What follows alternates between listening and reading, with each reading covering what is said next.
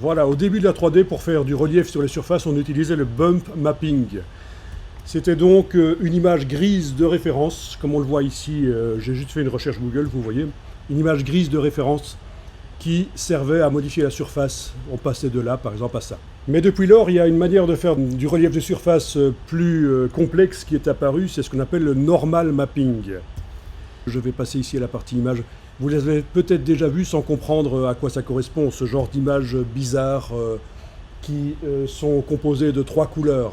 Ça, c'est quelque chose qui se met sur l'objet, en plus de la couleur de l'objet. Par exemple, voilà, du normal mapping pour un mur de briques. On sait que, voilà, si l'éclairage vient du haut, c'est la partie verte qui va entrer en jeu et mettre le relief sur le dessus de la brique. Si l'éclairage vient du bas, c'est la partie rose qui va entrer en jeu et qui mettra l'éclairage vers le bas de la brique. Vous avez ça dans les jeux vidéo, évidemment. Dans le jeu vidéo, vous retrouvez le normal mapping sur les objets. Voilà, je suis tombé sur un exemple là, au hasard. Alors, ah oui, on est sur Blender, ok. Donc l'idée, c'est quoi? Le normal mapping, comment ça fonctionne? Vous avez l'objet qui a été, dans ce cas-ci, c'est un scan d'un objet.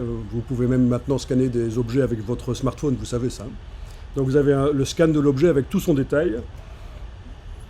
Mais s'il fallait mettre ça dans un jeu vidéo, voire même dans un film 3D, une publicité précalculée, hein, pas nécessairement du temps réel comme dans le jeu vidéo, c'est trop complexe, il y a trop de complexité sur la surface. Donc ce qui se passe, c'est que l'objet est simplifié, c'est ce qu'on a ici. Et évidemment, tous les détails de surface disparaissent, vous voyez, par rapport à ce qu'on avait ici. Et les détails de surface sont transformés en un normal map, cette fameuse image à 3 couleurs qu'on a vue, qui est utilisée pour faire le rendu. Donc c'est du faux relief en fait, hein. C'est du faux relief. C'est pas du relief géométrique comme on avait dans le scan de l'objet au départ, avec plein de triangles, quelque chose d'assez complexe.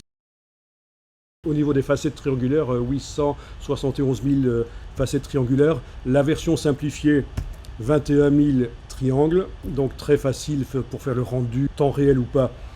Et avec la normal map, on a une simulation du relief d'origine, et c'est beaucoup plus rapide. On reste à 21 000 triangles.